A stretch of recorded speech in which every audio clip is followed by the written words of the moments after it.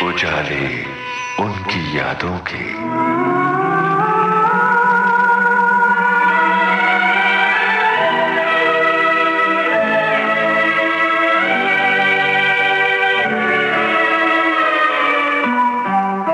इस कार्यक्रम में आज के हमारे मेहमान हैं सुप्रसिद्ध निर्माता और निर्देशक शक्ति सामंत।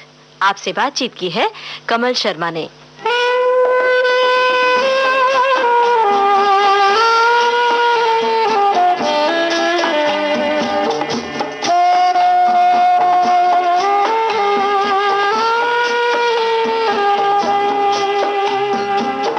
शक्ति सामंत जी, आपका बहुत बहुत स्वागत है। नमस्कार। नमस्कार। शक्ति सामंत साहब, आप का जन्म कहाँ हुआ, पढ़ाई लिखाई कहाँ हुई आपकी? मेरा जन्म तो बंगाल में हुआ था। मेरे फादर इंजीनियर थे और हमारे फैमिली में ज़्यादातर लोग इंजीनियरिंग या डॉक्टर बनते हैं।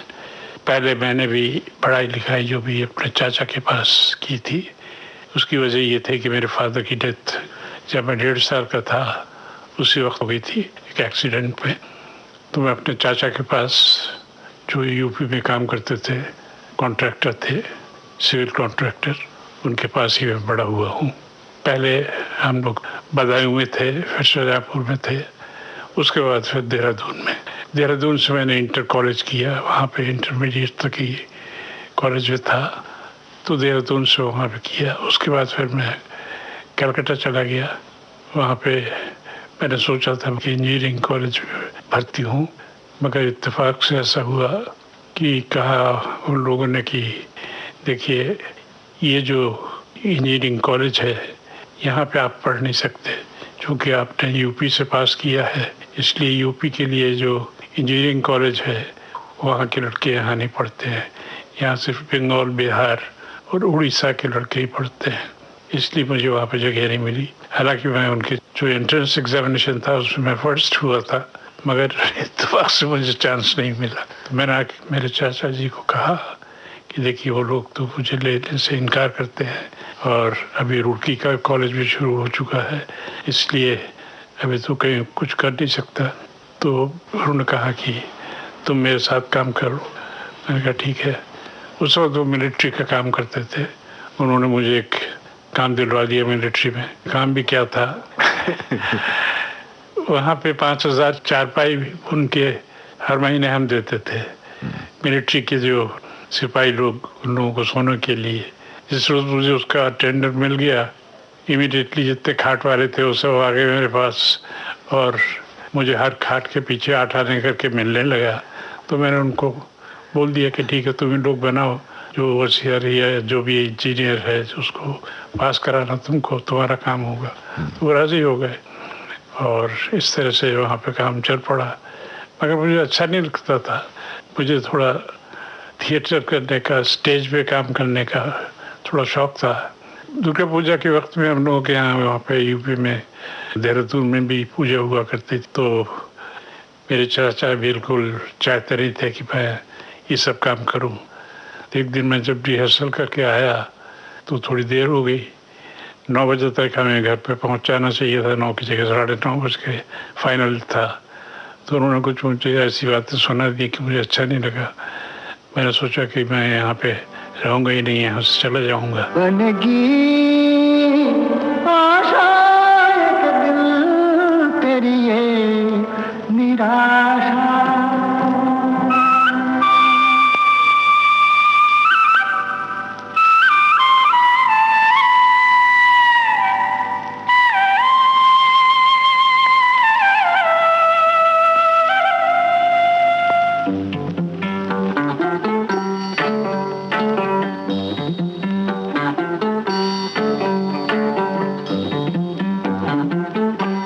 काहे को रोए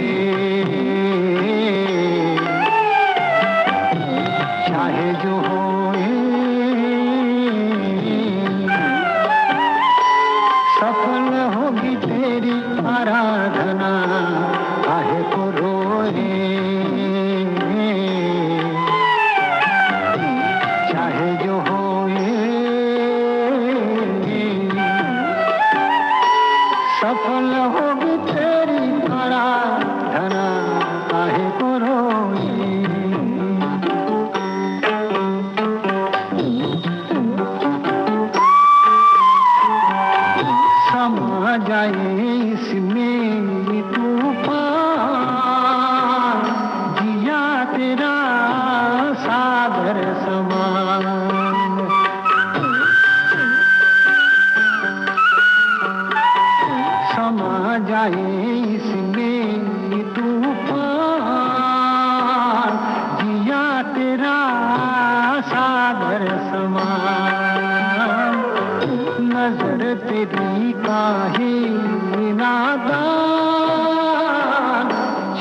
लटक गई गागर समान।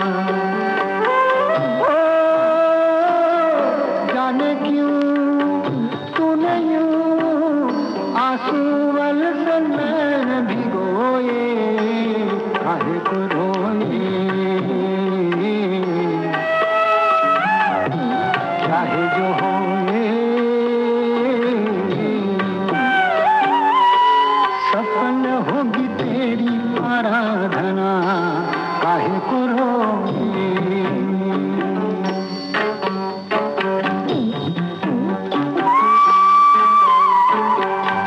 दिया टूटे तू है माटी, जले तो ये ज्योति बने।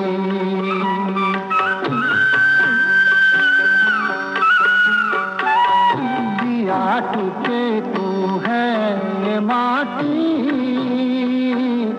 जले तो ये ज्योति बने।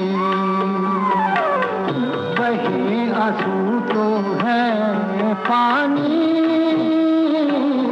रुके तो ये मोती बने। ओ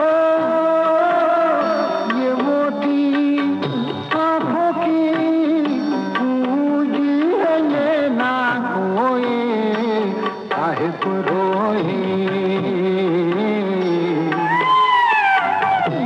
चाहे जो होए सफल होगी तेरी आराधना, काहे को रोए।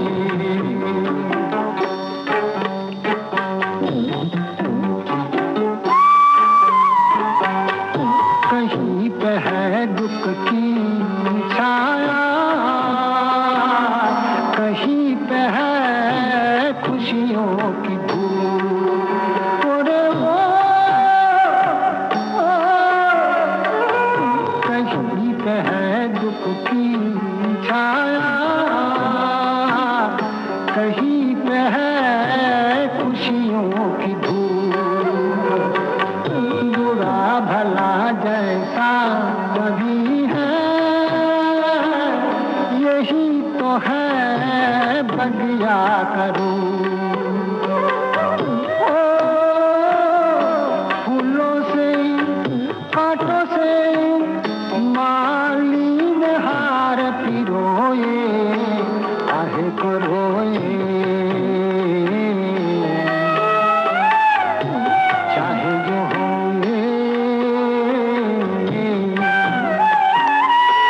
सफल होगी तेरी आराधना, सफल होगी तेरी आराधना, काहे को रोए, काहे को रोए, काहे को रोए। तो मैं पेपर में देखने में लगा बॉम्बे के आसपास कोई जगह है कि नहीं जहाँ पे मुझे नौकरी मिल जाए, ताकि मैं इधर चले आऊँ बॉम्बे में और यहाँ पे आके मैं कुछ फिल्म लाइन में कोशिश करूँ। मगर बॉम्बे में कुछ नहीं मिला। बॉम्बे से थोड़ी दूर के ऊपर 60 मील के ऊपर एक जगह है दापोली। वो दापोली में मुझे एक एंग्लो उर्दू हाई स्कूल था, वहाँ पे नौकरी मिल गई। और एंग्लो उर्दू हाई स्कूल में ज़्यादातर सब साउथ अफ्रीका के लड़के पढ़ते थे, मुसलमान। उन लोगों की हर एक की उम्र किसी की 22-23 साल की थी, किसी की 24 साल की थी। उन लोगों की शादियाँ हो चुकी थी। और आपकी कितनी थी उस समय? मेरी उम्र थी 21-22 की। तो मैंने सोचा कि इन लोगों को किस तरह से पढ़ा के और किस तरह से इनसे दोस्ती की जाए। तो वहाँ पे उस स्कूल में वहाँ पे कुछ खेलने वेलने का, आर्ट का कुछ भी सामान नहीं था, खेलने वेलने के स्पोर्ट्स का भी कुछ नहीं था। तो मैंने प्रिंसिपल से कहा वहाँ पे कि देखिए ऐसा ऐसा है, ये सब होना चाहिए लड़कों के बीच में, सिर्फ पढ़ने से कुछ नहीं होगा, थोड़ा आर्ट का भी ख्याल रखना चाहिए, थोड़ा गेम्स वगैरह भी करना चाहिए। तो बहुत खुश हो गए, बोले ठीक है आपको जो जो चाहिए मंगा लीजिए। तो मैंने मंगाना शुरू कर दिया। क्रिकेट, हॉकी, फुटबॉल, ये सब जो मैं खेलता था अपने स्कूल और कॉलेज के ज़माने में, वो मैंने सब मंगा लिया। तो लड़के बहुत खुश हो गए। मैंने उनसे कहा कि हर रोज़ शाम को आके कॉलेज के बाद जब तुम्हारा स्कूल बंद हो जाए उसके बाद चले आना और हम लोग खेलेंगे। तो सबसे दोस्ती हो गई। स्टूडेंट्स नहीं रहे, वो सब दोस्त बन गए। एनीवे, जब मैं देहरादून में था तो जो मैं काम करता था उससे मुझे 2,500-3,000 रुपए की महीने की हमको इनकम हो जाती थी।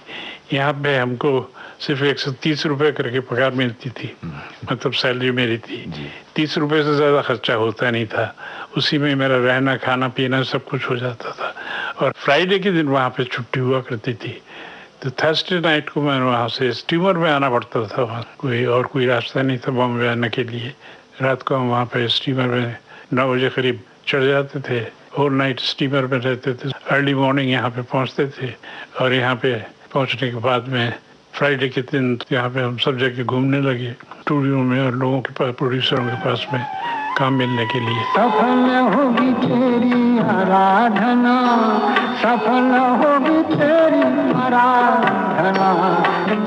तो इत्तेफाक से इमीडिएटली उसी वक्त पार्टीशन हो गया, तो बहुत ही बुरी हालत हो गई लोगों की। कुछ म्यूजिक डायरेक्टर, कुछ एक्टर, कुछ हीरो भी, कुछ हीरोइन, कुछ साइड एक्टर चले गए यहाँ से पाकिस्तान, कुछ पाकिस्तान से यहाँ पे आ गए। तो इस तरह से काफ़ी कुछ फिल्म लाइन में गड़बड़ी हो गई। मगर मुझे किसी ने बताया कि तुम बॉम्बे टॉकीज जाओ, कि वहाँ पे क्रिश्चियन और बंगाली बहुत हैं। तो मैं बॉम्बे टॉकीज जाने लगा। वहाँ मैंने पहली दफ़े अशोक कुमार को देखा। अशोक कुमार मेरे बहुत फेवरेट स्टार थे। मैं उनसे जाके मिला और उनसे कहा कि देखिए, मैं यहाँ तक पढ़ा लिखा हूँ, मुझे हिंदी बंगाली दोनों आती है, और यहाँ पे तो आप लोग हिंदी पिक्चर बनाते हैं, तो मुझे कुछ काम दीजिए। बोले कि देखो, इस वक्त तो काम तो तुम्हें मैं दे सकता हूँ, मगर तुम्हें सिर्फ असिस्टेंट बन के रहना पड़ेगा, असिस्टेंट डायरेक्टर बन के। मैंने कहा ठीक है, मैं करने के लिए तैयार हूँ। बोले देखो, 3 फ्लोर है हमारे यहाँ, 3 फ्लोर में तीनों शूटिंग हो रही है। एक में तो देवानंद हीरो है, एक में मैं हूँ महल, और एक जिद्दी बन रही है। तो इस तरह से 3 पिक्चरों में तीनों हीरो थे। तो उन्होंने कहा कि मैं बोल दूंगा सबको कि तुम आके देखा करो, अभी तुमको हम पगार वगैरह तो कुछ नहीं देंगे, लेकिन जिस रोज़ शूटिंग होगी उस रोज़ तुमको खाना दिया जाएगा, दोपहर को लंच दिया जाएगा और चाय मिलेगी। मैंने कहा ठीक है जी, चलेगा। फनी मजुमदार भी एक पिक्चर शुरू करने वाले थे, तो मैं फनी मजुमदार से जाके मिला। उनका क्या शौक़ था, वो हमेशा बंगला में लिखा करते थे। तो मैंने कहा कि मैं आपको हिंदी में ट्रांसलेट करके दिया करूँगा। तो बोले ठीक है। तो ये मैं करने लगा, तो मुझे थोड़ी बहुत पगार भी मिलने लगी, फिर काम चल निकला। और बॉम्बे में कुछ रेस्टोरेंट थे ऐसे जहाँ पे कि वेजिटेरियन खाना जो था वो 30 रुपये में मिलता था महीने में, और नॉन वेज जो था वो कुछ 32 रुपये करके लिया करते थे। तो जैसे मुझे सैलरी मिलती थी, मैं आके वहाँ पे 2-3 महीने का पैसा एक साथ जमा करता था। तो वहाँ पे फिर मुझे खाने पीने को तो खैर मिल जाता था। जब शूटिंग होती थी तब तो सवाल नहीं था, वहाँ पे चाय वाय सब कुछ मिलता था। यहाँ पे हमारे एक दोस्त मिल गए, एक जान पहचान वाले, जो शाहजहाँपुर में हमारे घर के पास थे, और वो मुझे पहचान गए और उन्होंने कहा कि तुम फूई हो ना। मैंने कहा हाँ। मैंने कहा मेरे पास रहने की जगह नहीं है। बोले कि ठीक है, तुम मेरे पास आके रहो दादर में। अच्छा, आप क्या बनना चाहते थे, मतलब जब मुंबई आए? हाँ, तो मैं एक्टिंग करने आया था, क्योंकि एक्टिंग का ही शौक होता है। जिस बाहर से तो और तो कुछ पता नहीं लगता कि यहाँ पे डायरेक्टर भी होता है, असिस्टेंट डायरेक्टर भी होते हैं, ये भी कैमरामैन भी होता है। ये सब इतना तो मालूम नहीं था, लेकिन होता है ऐसा ही कुछ भी मालूम था। लेकिन एक्टिंग का बहुत शौक था। मैंने अशोक कुमार जी को बोला कि मुझे एक्टिंग का बहुत शौक है। बोले नहीं, एक्टिंग तुम मत करो, तुम ये टेक्निकल साइड में चले जाओ, असिस्टेंट डायरेक्टर बन जाओ, और अगर छोटा मोटा कोई भी रोल आया तो मैं तुम्हें बुला लिया करूँगा, तो तुम कर देना। मैं कहा ठीक है जी, शुरू तो करूँ। इस तरह से मैं तीनों फ्लोर में घूमा करता था और देखता था कैसे शूटिंग की जाती है। पहले ही जब मैं गया तो मैंने देखा कि गाना पिक्चराइज हो रहा था। प्रदीप जी का लिखा हुआ था, ऊपर गगन विशाल नीचे गहरा पाताल। मनदी की शायद आवाज थी। ऊपर गगन विशाल, ऊपर गगन विशाल नीचे गहरा पाताल, बीच में धरती वाह मेरे मालिक तूने किया कमाल। अरे वाह मेरे मालिक क्या तेरी लीला, तूने किया कमाल, तूने किया कमाल। ऊपर गगन विशाल। ये गाना कैसे पिक्चराइज हो रहा था वो देख के मुझे ताज्जुब हो गया। स्टूल के ऊपर एक तांगा ला के रखा हुआ है और फ्रेम में सिर्फ पहिया दिख रहा है और वो गाना गा रहा था और पहिया चल रहा था। ऐसा लगता था कि जैसे गाड़ी आगे चली जा रही है। तो that was my first experience as an assistant director. एक फूंक से रच दिया तूने सूरज अगन का गोला, एक फूंक से रचा चंद्रमा लाखों सितारों का टोला।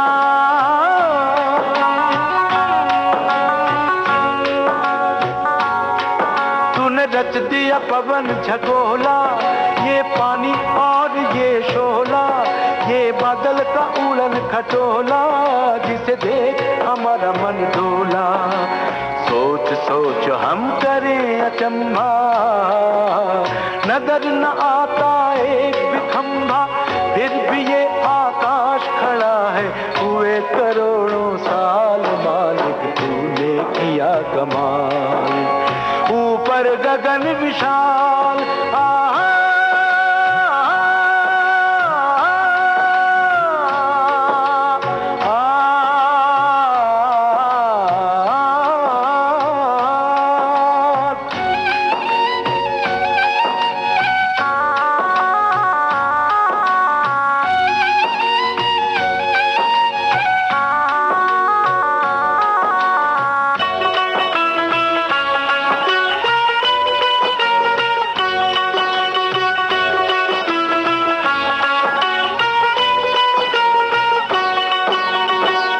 रचा एक अद्भुत प्राणी जिसका नाम इंसान। तूने रचा एक अद्भुत प्राणी जिसका नाम इंसान, जिसकी नन्ही जान के भीतर भरा हुआ तूफान। इस जग में इंसान के दिल को कौन सका पहचान, इसमें ही शैतान छुपा है, इसमें ही भगवान।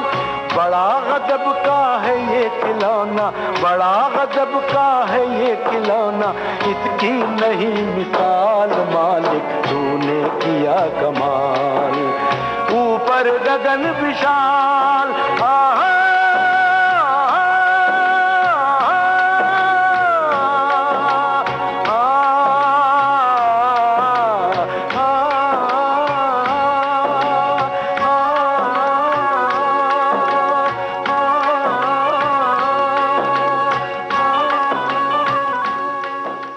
जब कभी भी जरूरत पड़ती थी किसी पुलिस इंस्पेक्टर की तो फौरन अशोक कुमार जी मुझे बोलते थे, अरे शक्ति को दे दो, ये एक्टिंग करने के लिए आया है तो इसको दे दो। और एक ही डायलॉग मुझे हर पिक्चर में, 2-3 पिक्चरों में मुझसे काम कराया। एक ही डायलॉग था, follow car number such and such and number such and such, inspector such and such speaking. बस यही एक डायलॉग था जो हर कितनी फिल्मों में आपने इंस्पेक्टर का रोल किया? 2-3 पिक्चरों में मुझे किया। उसके बाद मुझे एक पिक्चर मिली खुद डायरेक्ट करने के लिए जी। उसकी भी कहानी इंस्पेक्टर की थी। जी जी।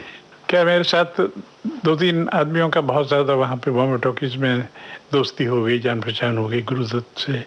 और एक राइटर थे, क्या नाम था उनका, गौड़, ब्रजेंद्र गौड़ था उसका नाम। बहुत दिन हो गए, डेथ हो गई थी। एनीवे राइटर थे वो। तो उसको एक पिक्चर मिली राइटर को, मगर इत्तेफाक से ऐसा था कि जिस प्रोड्यूसर ने उसको काम दिया था उसके साथ में कॉन्ट्रैक्ट ये था, जब तक ये पिक्चर ख़त्म नहीं हुई होगी तब तक तुम दूसरा कोई काम ले नहीं सकते। तो वो पिक्चर उसको एक मिली थी, वो बना रहा था कस्तूरी। तो उसने मुझसे आके कहा, यार मैं तो ये नहीं कहता कि तुम मेरा असिस्टेंट बन जाओ, लेकिन मुझे तो कुछ आता ही नहीं कैमरा कहाँ रखने का, कहाँ क्या, तो तुम मुझे ज़रा हेल्प कर दिया करो। मैंने ठीक है, तो तुम मुझे सैलरी क्या दिलवाओगे? तो उसने बोला कि कितना लोगे? मैंने कहा भाई कम से कम 250 रुपये लूँगा। बोले ठीक है, मैं बात करता हूँ। और मेरी नौकरी पक्की हो गई 250 रुपये की। That was the first earning of mine from films. तो उसको साइन करने के लिए कोई और साहब आए थे, पंजाब से आए थे, तो उसने लेना चाहा। गौड़ का ये था कि ये एक ही पिक्चर एक साथ कर सकता है, दूसरी पिक्चर नहीं कर सकता है। तो इसलिए उसने, गौड़ ने मुझसे कहा कि यार तुम कर दो, कहानी मेरी होगी, डायलॉग मेरे होंगे। मैंने ठीक है, मैं कर दूँगा। वो कॉन्ट्रैक्ट मुझे मिला। 7,000 रुपये का कॉन्ट्रैक्ट हुआ, मगर प्रोड्यूसर ने मुझे सिर्फ 5,000 दिए, बाकी 2,000 खा गया वो पूरा। मेरे पास तो पैसे नहीं, सब खत्म हो गए उसको। तो रेस को सब पैसे हार गए वो। एनीवे पिक्चर अधूरी थी तो उनके पास पैसे ख़त्म हो गए।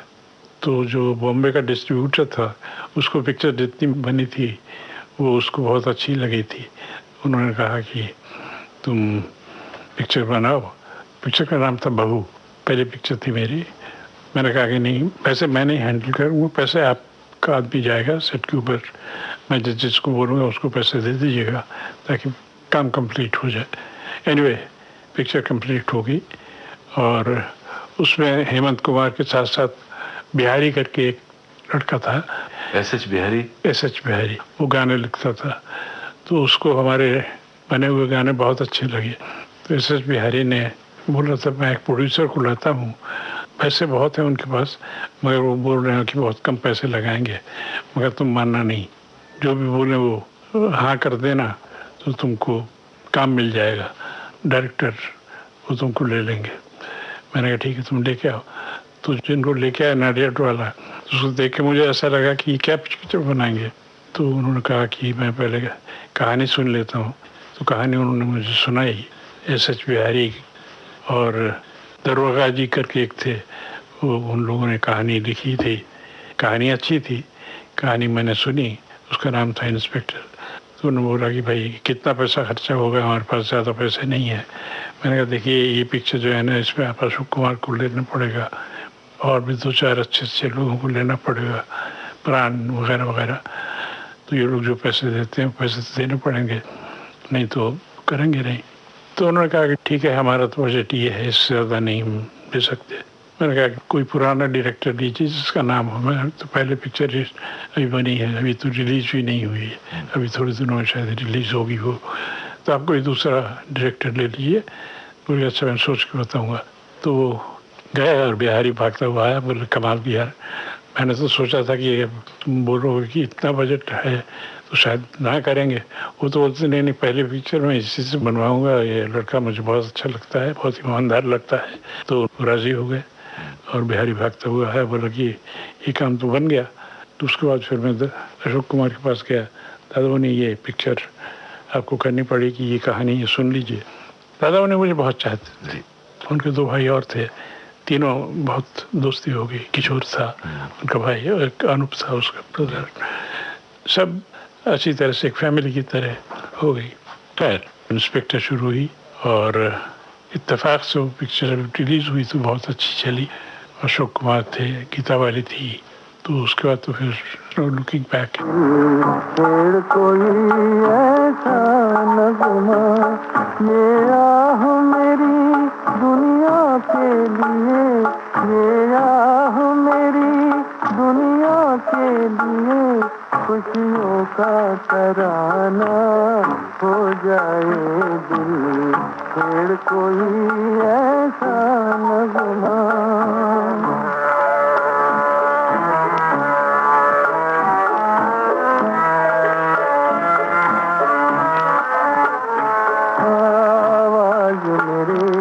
टूटे दिल की दुनिया के दिलों को तड़पा दे, आवाज मेरे टूटे दिल की दुनिया के दिलों को तड़पा दे। पत्थर का जिगर भी सुन के जिसे एक बार तो पानी हो जाए दिल, फिर कोई ऐसा नगमा।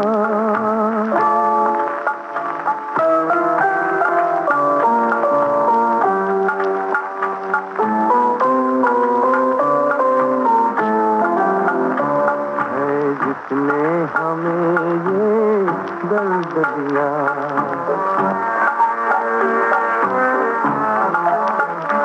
है जिसने हमें ये दर्द दिया, हम उसको दुआएं देते हैं।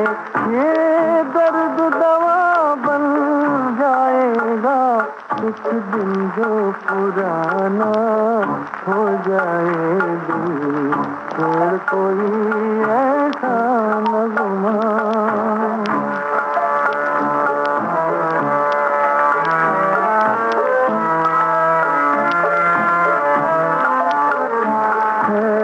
तुझको कसम है दिल की जलन, आँखों में नया तू आ जाए है। तुझको कसम है दिल की जलन, आँखों में नया तू आ जाए। ऐसा ना हो तेरे रोने से महफिल में तमाशा हो जाए दिल। और कोई ऐसा नगमा गीतों में जमाना हो जाए दिल। और कोई ऐसा नगमा।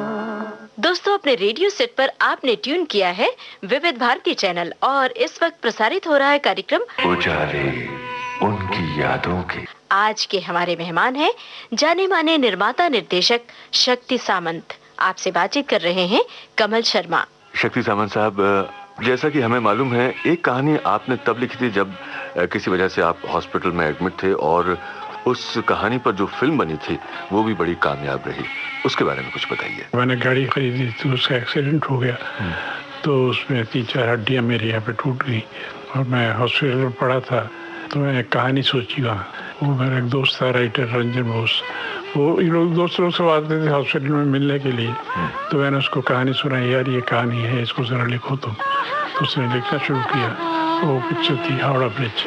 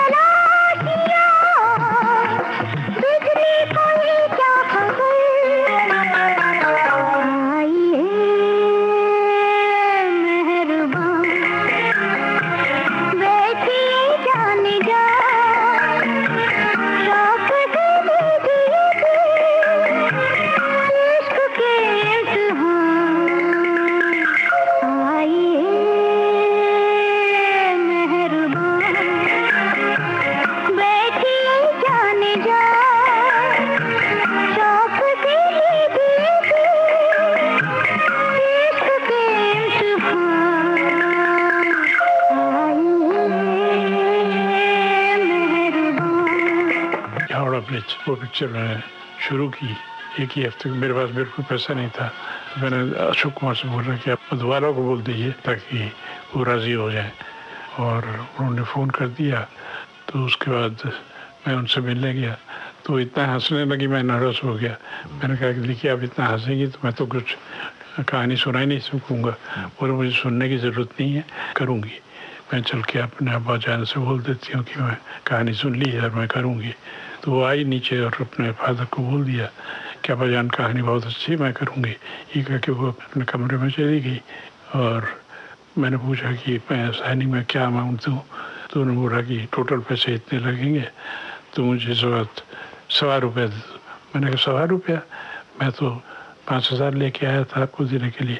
बोले नहीं नहीं, जिस शूटिंग के डेट दूंगा उस वक्त तुम 5,000 देना, अभी सिर्फ ₹100 ले लो। जो कहानी मधु पसंद करती है तो उसके लिए हम लोग सिर्फ ₹100 ही लेते हैं। तो उन्होंने ₹100 ले लिया और मैं चला आया। इमीडिएटली स्क्रीन में एडवर्टाइजमेंट कर दिया। म्यूज़िक डायरेक्टर ओपी नैयर को मैंने लिया, उनके पास गया तो उनसे मैंने कहा कि देखिए मेरे पास पैसे तो है नहीं। बोले नहीं नहीं, मैं फ्री तो कर दूंगा नहीं, आप ₹1,000 मुझे दे दीजिए और मेरा नाम आप अनाउंस कर सकते हैं। तो मैंने स्क्रीन में एडवर्टाइजमेंट दे दिया कि इस तरह से मैं बना रहा हूँ हावड़ा ब्रिज। तो इमीडिएटली एक हफ्ते के अंदर मेरे पास पूरा ऑल इंडिया बिक गया और काफ़ी पैसा भी आ गया। और मेरी पिक्चरें जो चली थी वो भी अच्छी चली थी, तो इसलिए जो मैंने पिक्चर अनाउंस की तो हावड़ा ब्रिज नाम भी अच्छा लगा लोगों को, इसलिए वो सब लोग इमीडिएटली आ गए। ये नाम आपका दिया हुआ था? मेरा ही ना, बिकॉज एक कहानी मैंने अंग्रेजी में एक पिक्चर देखी थी तो उसमें एक जहाज़ के ऊपर ही पूरी कहानी थी। कहानी का आइडिया मुझे थोड़ा सा अच्छा लगा था, ऐसी कोई बहुत अच्छी कहानी नहीं थी, वो कोई इतनी चली भी नहीं थी, मगर मैंने सोचा कि इसके ऊपर बनाऊँ। कलकत्ते का हावड़ा ब्रिज है, बहुत मशहूर है, तो उसको लेके अगर बना सकूँ तो बहुत अच्छा है। तो हावड़ा ब्रिज अनाउंस कर दिया और इमीडिएटली एक हफ्ते के अंदर पूरी पिक्चर बिक गई। टोटल हमारा खर्चा हुआ था 1,000 ओपी नैयर ने लिया था और ₹100 मधुबाला ने लिया था। तो इतना ही पैसा सिर्फ इन्वेस्ट किया और ऑल इंडिया बिक गया और हमारे पास कुछ 40-50 हज़ार रुपये आ गया। हावड़ा ब्रिज में कुछ 4 लाख रुपए लगे थे बस। हीरो और हीरोइन जो थे कितना चार्ज किया करते थे उस दौर के? उस वक्त दादा ने लिया था 75,000 रुपये, मधुबाला ने भी 75,000 रुपये दिया। 75,000 लिया ज़रूर, मगर बाकी लोगों ने बहुत कम पैसा लिया। केन सिंह थे, प्रांत थे, इन लोगों का बहुत कम पैसा। 4 लाख या 4.5 लाख रुपए में पिक्चर बन गई पूरी और इमीडिएटली जो बिक भी गई तो अच्छा हुआ। और दूसरी बात यह है कि ये पिक्चर इत्तेफाक से ऐसी चली कि जिस रोज़ रिलीज हुई एक हफ्ते के अंदर उसका पूरा पैसा निकल आया। मतलब पहले महीने के बाद ही मुझे ओवरफ्लो मिलने लगा। एनीवे, तो that was very good time. Howrah bridge की अगर हम बात करें तो इसका म्यूजिक भी आज तक ऑल टाइम ग्रेट जिसकी हम बहुत ही अच्छा म्यूजिक। ओपी नैयर साहब को तो उसका क्रेडिट जाती है। बिल्कुल जाता है। मेरा नाम टिंग टिंग चू बाबा टिंग टिंग चू, रात चांदनी में और तू, hello mister how do you do. मेरा नाम टिंग टिंग चू बाबा टिंग टिंग चू, रात चांदनी में और तू, hello mister how do you do. बाबा बाबा बाबा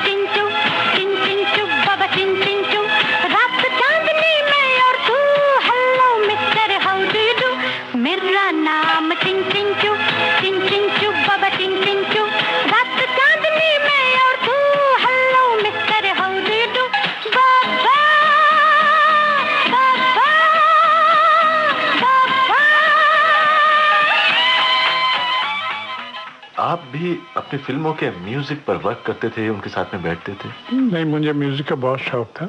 एक्चुअली मुझे फिल्म लाइन में पहले तो सोचा था मैं प्लेबैक गाऊंगा। अच्छा, ये एक शौक और रहा आपका? जी। खासकर अशोक कुमार के गाने जो कि रोमांटिक होते थे और बहुत आसान ट्यून होती थी उनकी, और सागर साहब के गाने, जी, जी। ये न्यूज़ के गाने बहुत इमोशनल होते थे और बहुत अच्छे थे। तो ये दोनों आर्टिस्टों के गाने मुझे बहुत पसंद थे। तो मैंने अशोक कुमार का दादों ने आपके गाने मुझे बहुत अच्छे लगते हैं, तो हर गाना उनका मुझे याद रहता था और मैं उनको कभी कभी सुनाया भी करता था, ये आपका गाना है। तो गाना ऐसा था कि वो जब मैंने सुनाया तो बोले कि जब मैं मर जाऊंगा तो ये गाना तुम गाना। मैंने कहा कि ऐसी बात मत कीजिए। खैर, गाना था रुक न सको तो जाओ तुम जाओ, एक मगर हम सब की है फरियाद, कभी हमारी भी कर लेना तुम याद, हम तो तुम्हें ना भूल सकेंगे, तुम चाहे बिसराओ तुम जाओ, रुक न सको तो जाओ तुम जाओ।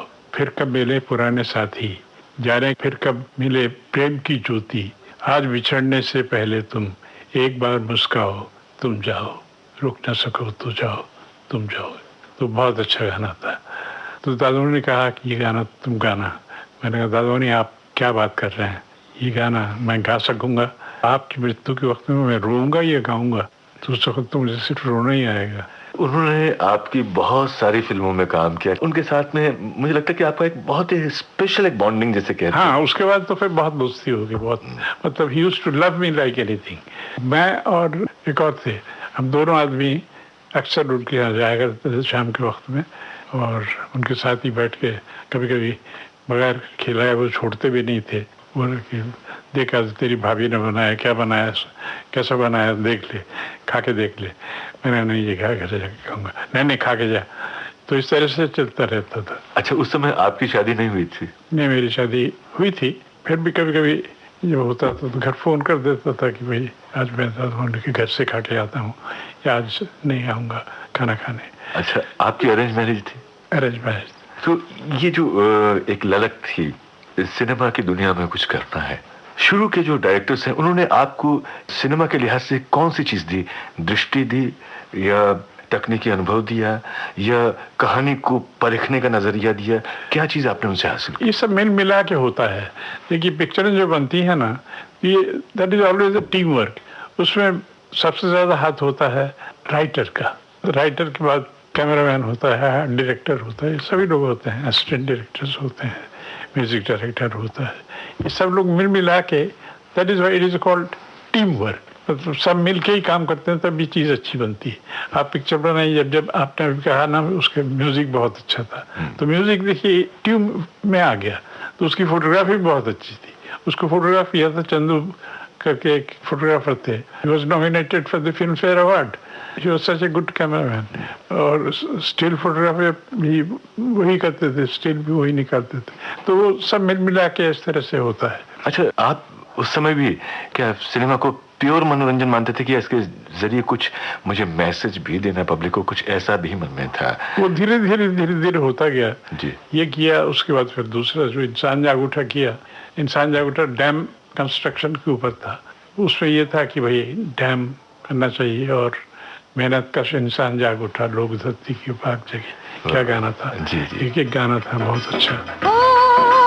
मेहनत कश इंसान जाग उठा, लो धरती की पाक जगह। वाह वाह वाह, वो मिट्टी तो ना हो जाए जिसमें हमारा हाथ लगे। मेहनत का हर खेल है सारा, मेहनत का सच्चा है सहारा, मेहनत का अपना तो है नारा, मेहनत का हो मेहनत कश इंसान जाग उठा।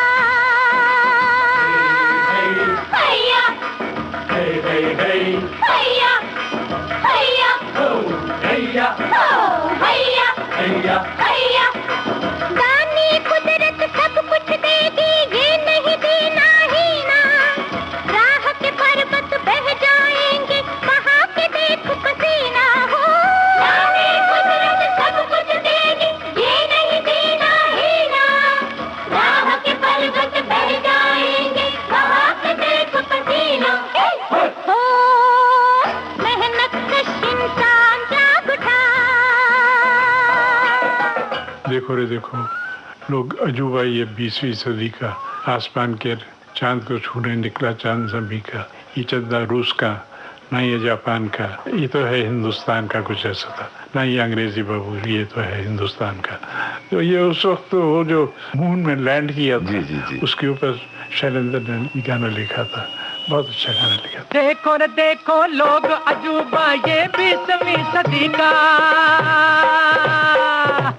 देखो रे देखो लोग अजूबा ये 20वीं सदी का, आसमान के चांद को छूने निकला चांद ज़मीं कर लोग, ये चंदा रूस का, ना ये जापान का, ना ये अमेरिकन प्यारे, ये तो है हिंदुस्तान का।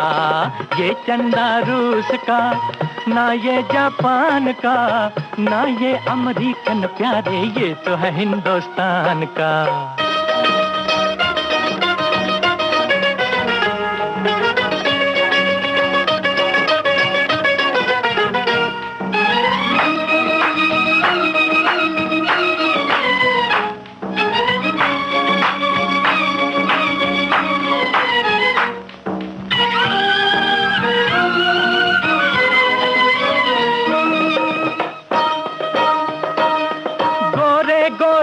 पर तूने ऐसा घूंघट डाला, गोरे गोरे मुख पर तूने ऐसा घूंघट डाला, आंखों वाले तरस गए देखूं मैं किस्मत वाला। आहे वाह, ये चंदा रूस का, ना ये जापान का, ना ये अमेरिकन प्यारे, ये तो है हिंदुस्तान का। ये चंदा रूस का, ना ये जापान का, ना ये अमेरिकन प्यारे, ये तो है हिंदुस्तान का। शक्तिदा व्यक्ति जो है पहले सोचता है, फिर कलम से कागज पर उतारता है, फिर कागज से एक इंसान उसको फिल्म के पर्दे पर ले आता है। एक प्रक्रिया जरूर होती है, लेकिन वो भी तो एक आर्ट है कि कैसे लाया जाए कहानी को। खासतौर से साहित्यिक कृतियों के साथ तो ये बहुत बड़ी चुनौती रही, और ये माना जाता है कि कभी कभी सिनेमा उसके साथ में वैसी ईमानदारी या वैसा जस्टिफिकेशन नहीं कर पाता है जो लिखे हुए शब्द होते हैं।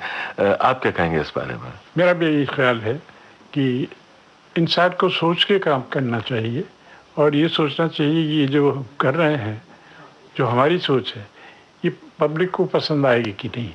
After all it is an entertainment for the public. उनको कोई हम शिक्षा नहीं दे रहे हैं, उसके थ्रू अगर वो कुछ समझें। जैसे मैंने लड़की का वो किया था नेत्रदान का, इवन एक पिक्चर मैंने बनाई थी जिसमें एक अंधी लड़की थी, आपने पता नहीं वो देखी है कि नहीं देखी। उसमें मैंने पहले दफे इंट्रोड्यूस किया था इसको, मौसमी को। वो तो अनुराग के नाम से। हाँ, अनुराग जी। तो उसमें यही थीम था ना, जी जी, कि वो जो बच्चा था वो अपने नेत्र उसको दान कर देता। बिल्कुल बिल्कुल। ये पिक्चर ऑस्ट्रेलिया में किसी बंगाली डॉक्टर ने देखी थी, तो उसको बहुत अच्छी लगी थी। उस वक्त मैं कलकत्ता में था, तो वो मुझे फ़ोन करके आ गए मिलने के लिए। बोले कि आपने जो पिक्चर बनाई है, he was an eye specialist, बोले कि बहुत अच्छी लगी मुझे। तो मैंने भी कई आंखें इधर भेजी हैं यहाँ पे हॉस्पिटल में। तेरे नैनों के मैं दीप जलाऊंगा, तेरे नैनों के मैं दीप जलाऊंगा, अपनी आंखों से दुनिया दिखलाऊंगा। अच्छा, वो क्या है? एक मंदिर है, उस मंदिर में एक मूरत है। ये मूरत कैसी होती है? तेरी सूरत जैसी होती है। वो क्या है? एक मंदिर है।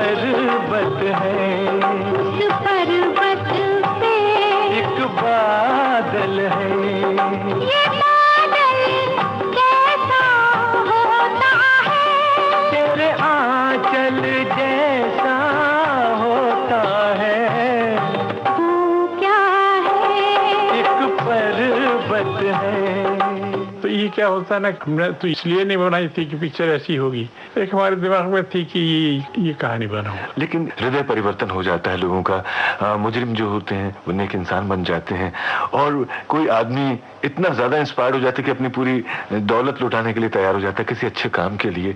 तो मैं समझता हूँ कि यहाँ पर आकर के एक फिल्मकार जो है वो कामयाब होता है, तो कहीं ना कहीं तो आपको लगता है कि मैंने कुछ अचीव किया है। हाँ, ऐसा लगता था, और फिर सोचते थे कोई ऐसा ही सब्जेक्ट दोबारा मिल जाए जी, जो हम बनाए और सबको अच्छा भी लगे।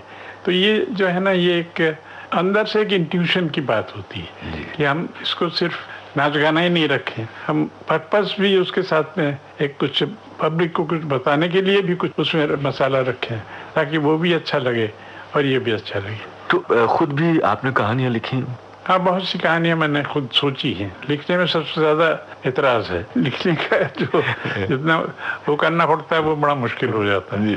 कहानियां मैं सोचता हूँ और बोल देता हूँ किसी राइटर को, यार ये कहानी है, जैसे हावड़ा ब्रिज है, मेरी सोची हुई कहानी है, मगर मैंने एक रंजन बोस करके हमारे दोस्त हैं, वो मुझसे मिलने आया करते थे। मैंने कहा, रंजन यार ये देखिए ये कहानी है, इसको तू लिख। तो उसने लिखा। तो इस तरह से ब्रजेंद्र गौड़ डायलॉग वगैरह बहुत से उससे लिखवाते थे। इवन इस तरह से क्या होता था कि बहुत से राइटर हमारे साथ थे, काम करते थे। और एक क्या था, मेरे साथ दोस्त लोग जो बैठते थे उसमें राइटर बहुत होते थे। हम लोग बैठते थे 4-5 आदमी एक साथ, गुलशन नंदा, मधुसूदन कालेलकर, मराठी राइटर। तो इस तरह से बहुत से थे कि उनके साथ बैठ के गप्पे लड़ाया करते थे। तो उनको बोलते थे, जरा कहानी सुनिए कैसी लगती है, इसमें क्या इम्प्रूव हो सकता है बताइए जरा, मैंने ये सोचा कि इसमें ये चेंज करूंगा, आपको कैसा लगता है। तो इस तरह से हम लोग डिस्कशन करते थे। गुलशन नंदा तो अपने जमाने के बड़े बेस्ट सेलर्स राइटर्स में से वो आते थे, उनकी तो अनगिनत कहानियों पर आपने फिल्में बनाई हैं। रोजाना ही मेरे साथ आके बैठते थे। कैसे इंसान थे वो? बहुत ही अच्छे थे, बहुत ही सोचा करते थे, बड़े प्यार से लोगों को सुनाया करते थे अपनी कहानियां। एक आपको किस्सा सुनाता हूँ। जरूर। जब मैं आराधना बना रहा था, वो कहानी मैंने किसी से सुनी थी और मुझे अच्छी लगी, तो मैंने बनाना शुरू कर दिया। कास्टिंग भी हो गया, सब कुछ हो गया। इत्तेफाक से मेरे ही ऑफिस में गुलशन जी भी बैठे थे, एक साहब और भी थे, दोनों बैठे थे। हमारा एक दोस्त आया, सुरेंद्र कपूर, उसने कहा ये मेरी पिक्चर की यार क्लाइमैक्स की 3-4 रीलें हैं। उस वक्त मेरा ऑफिस फेमस महालक्ष्मी में होता था, देखना है तो चलो देख लो और तुम देखो। मैंने कहा कि यार तुम्हें इतराज नहीं हो तो इन दोनों को भी ले चलो इधर। हाँ वेरी गुड, ले चलिए। तो मैं उधर गया, उसके वो क्लाइमैक्स से 4-5 रीलें देखी और आके निकल के सब पकड़ के बैठ गया। उन्होंने पूछा कि क्या हुआ? मैंने कहा कि ये जो क्लाइमैक्स है मैं जो बनाने जा रहा हूँ उसका भी क्लाइमैक्स यही है, एग्जैक्टली वही है, कुछ भी चेंज नहीं है। मैंने कहा चलिए भी अच्छा नहीं लग रहा, घर चलते हैं। गुलशन जी आप बताइए, आपके पास कोई ऐसी कहानी है जिसमें मैं इनको सबको कास्ट कर सकूँ? ये इन लोगों को तो मैंने साइन किया हुआ है। तो उन्होंने एक कहानी मुझे सुना दी, वो कहानी हमने उनसे ले ली, वो थी कटी पत्थर। मैंने कहा ये कहानी तो हमने ले ली, पूरी कहानी मैं किसी को बोल चुका हूँ, उनको भी सुनाई थी। उन्होंने कहा कि ये आप मुझे दे दीजिएगा। मैंने कहा कि वो मेरे बहुत दोस्त हैं, मैं उनको बोलूँगा तो वो ना नहीं भूलेंगे। उनको नाडेर वाला को सुनाया था, कपार भाई को। वो पूरी कहानी हमने चेंज की और बहुत अच्छी हो गई।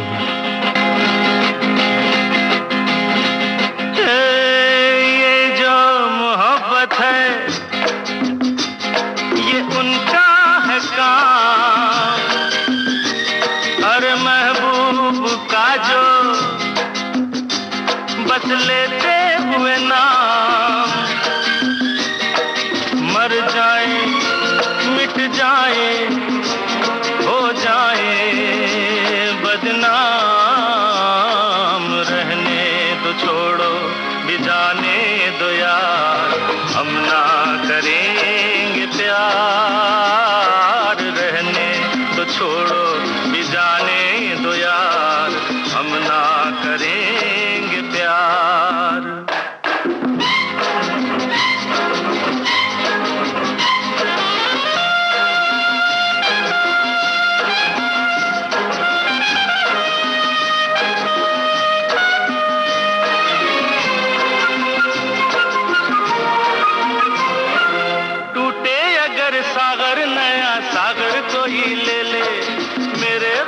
दिल से कोई किसी के न खेले,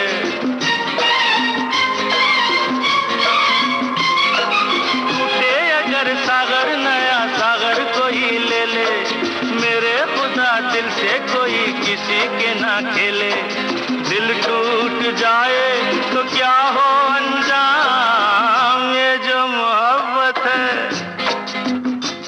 ये उनका है काम,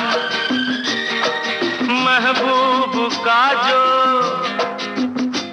बस लेते हुए नाम।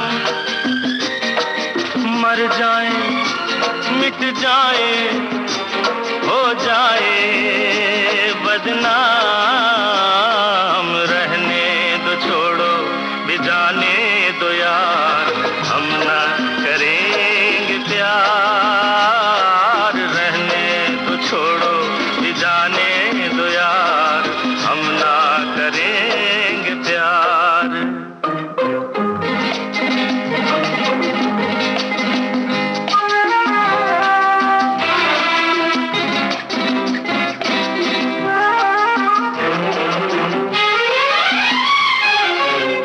किसी से ना उलझ जाए मैं डरता हूँ, यारो हसीनों की गली से मैं गुजरता हूँ।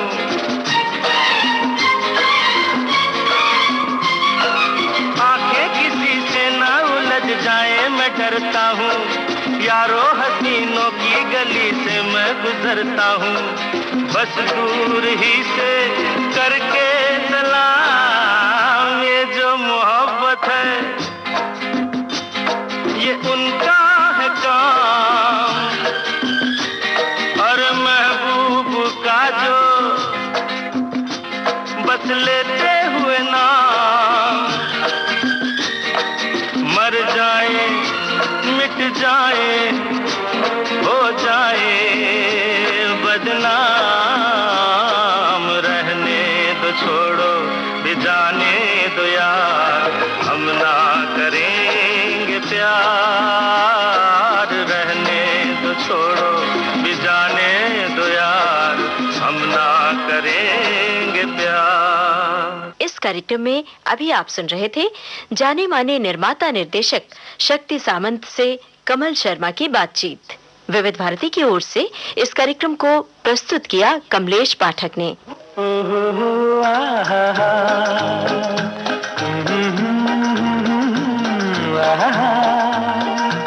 ये देख के दिल झूमा, ले प्यार में अंगड़ाई, दीवाना हुआ बादल, सावन की घटा छाई। ये देख के दिल झूमा, ले प्यार में अंगड़ाई, दीवाना हुआ बादल।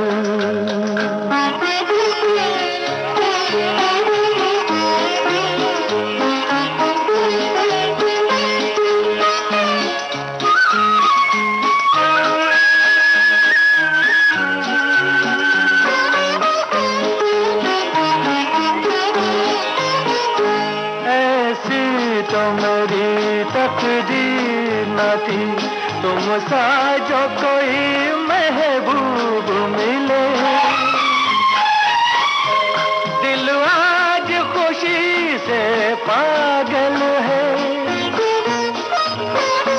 दिल आज खुशी से पागल है। ऐ जान वफा तुम खूब मिले, ऐ जान वफा तुम खूब मिले, दिल क्यों न बने पागल। क्या तुम अदा पाई, ये देख के दिल झूमा, ले प्यार में अंगड़ाई, दीवाना हुआ बादल।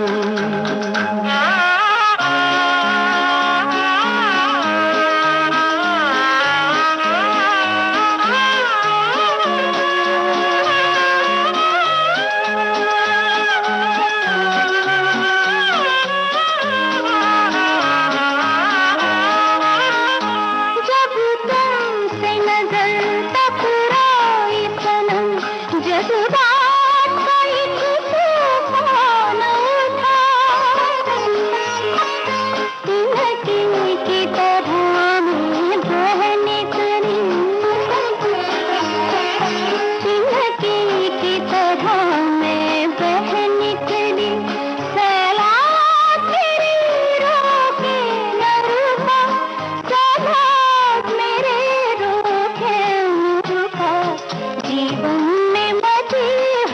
चल और बजने लगी शहनाई, ये देख के दिल घूमा ली प्यार में अंगड़ाई, दीवाना हुआ भादू।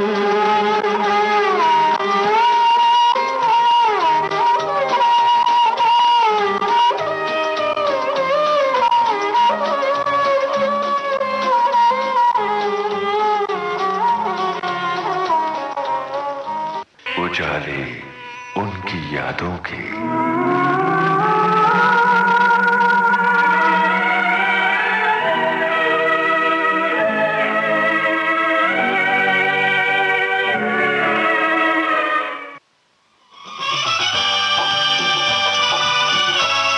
विविध भारती बदल रही है दुनिया के साथ। अब विविध भारती और सोशल मीडिया होंगे साथ साथ।